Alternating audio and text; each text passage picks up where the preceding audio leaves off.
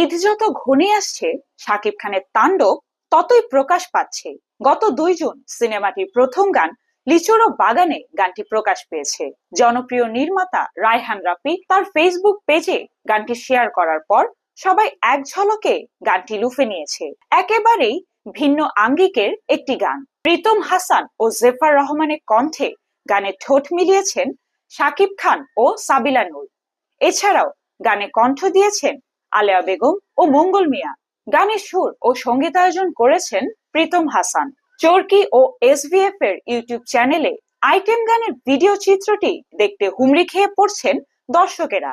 চরকির YouTube চ্যানেলে আধা ঘন্টার ব্যবধানে ৮০,০০০-এর বেশি ভিউ হয়েছে গানটির। মন্তব্য এসেছে প্রায় ২৫০০-এর মতো। নেটিজেনদের মাঝে কেউ কেউ বলছেন, বড় পর্দায় সাবিলার প্রথম আইটেম গানের নাচ দেখে বোঝার উপায় নেই। আবার অনেকেই বলছেন, দারুণ সাহসিকতার সাথে সাকিবের তালে আইটেম গানে কোমর তোলালেন সাবিলা।